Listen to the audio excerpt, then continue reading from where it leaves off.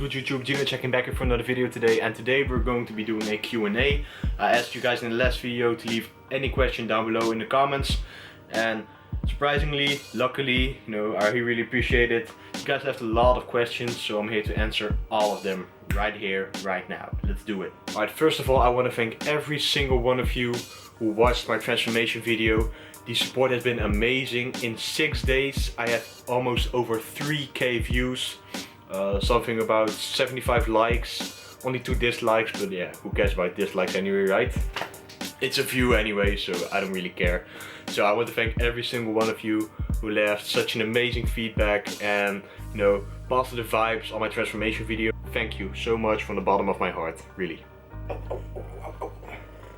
This is my cat, Mickey. Say what's up. What's up? First question, what is your ethnicity? I believe that's where I come from. I come from the Netherlands, I'm a Dutch boy. I was born here, raised here. Right, how to start a mini cut and lose minimal strength. I've done a mini cut once. Right, how to start a mini cut is pretty simple. You go straight from your bulking calories into a pretty huge deficit. The whole idea between a mini cut anyway is to lose fat really fast. So you'll have to lose weight really fast. Alright, so for a normal cut, you want your calories high enough up to the point that you're still losing weight and fat. But the idea of a mini cut is that you have a kind of aggressive cut, so you can drop your calories pretty low. Say for example you're on 3000 calories on your bulk. You could probably drop to around perhaps 2200 or 2300 to kind of drop weight really fast for I think around 2 or 4 weeks or maybe 6 weeks, depending on how much weight you want to lose or how much fat you want to lose.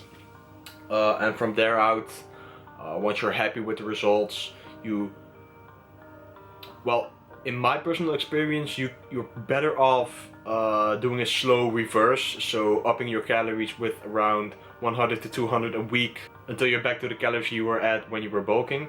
But most people recommend that you jump straight back into the bulk. But from my own personal experience, when I did that, I gained a lot of weight back. I don't really like to jump straight back into my bulk, I like to reverse back into my bulk. And to lose minimal strength, just keep lifting the same weights that you did while you were bulking, or at least try to pick a weight. Say you're benching 230 for 5x5, try to do 220 for 5x7. This is just an example, right? And try to keep lifting those weights until you're done with the mini cut. Right, how much weight should you lose daily / weekly when cutting? I mostly recommend to lose about half a kilogram or half a pound up to a pound per week.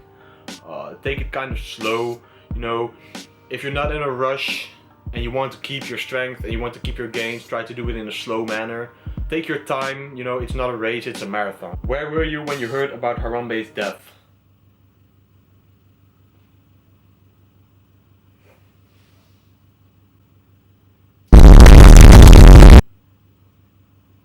What's my training split?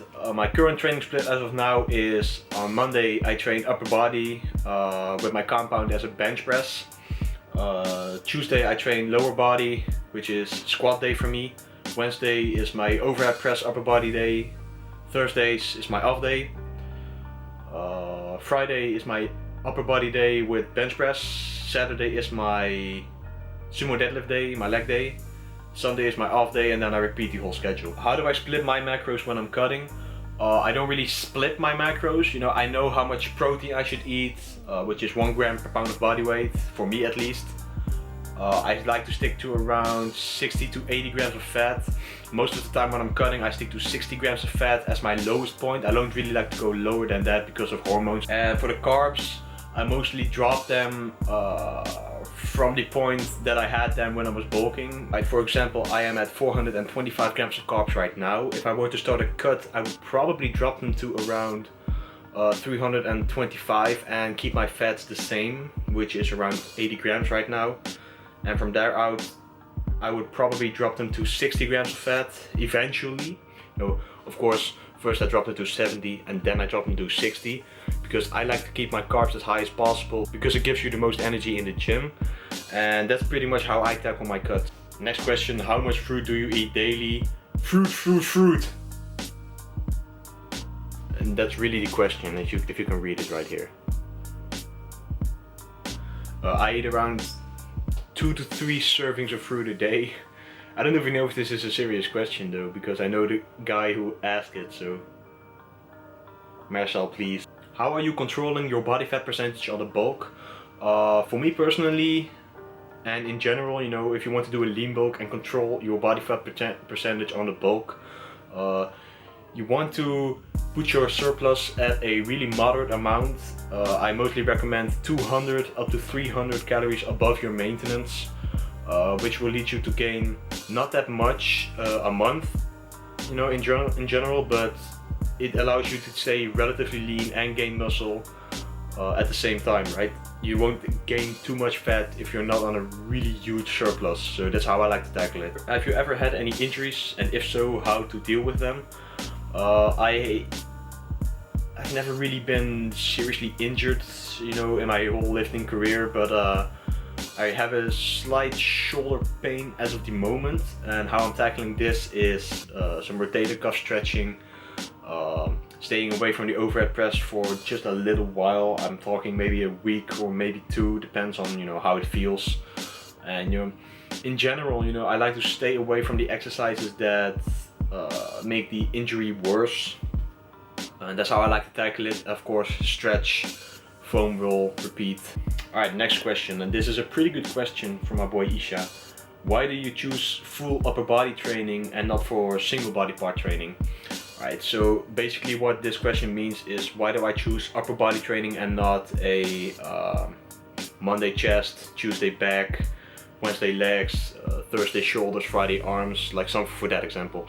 Why I do that is because upper body training gives you a lot more frequency, which means that you're hitting your body parts multiple times a week, which has been proven during numerous amounts of studies that it's more optimal for, you know, us natties who are not on steroids or whatever, performance enhancing drugs, to gain muscle, because protein synthesis, which is the process of your muscles recovering from the workout, only lasts for about 84 hours up to 72 hours. So let's take 48 hours as a minimal of protein synthesis time. After that 48 hours, your muscles are fully recovered and can actually, you know, handle another workout. So say for example you train upper body on Monday, you need 48 hours to recover. So now we're on Wednesday, which means you can actually train those muscles again, and in that case gain more muscle because you're taxing your muscles again. So that's why I choose for upper body training. Next question, which is also a really good question. Should you crack your fingers, neck, spine, etc., and why? There's no specific reason that you should, but it doesn't hurt as long as it doesn't hurt. You know, I crack my back every time before I go to the gym. You know, as a warm-up I do the upper body and lower body mobility warm-up, which pretty much always cracks my spine and my neck, etc. As long as it doesn't hurt, you're pretty much good to go. Can you spare any GP? That depends. Are you willing to dance for money blocks? Alright, and that pretty much sums up this Q&A. I really hope you guys enjoyed the video. If you did, please give it a thumbs up. Leave a comment down below on what you liked and what you would like to see next, and I'll most likely do more of these in the future, in the really near future, because I really like answering all of your questions. Follow me on Instagram at Gino Brouwers Fit. Like my Facebook page, Gino Brouwers Fit. Subscribe to my channel for so much more content coming really soon. I'm out, guys. Peace out.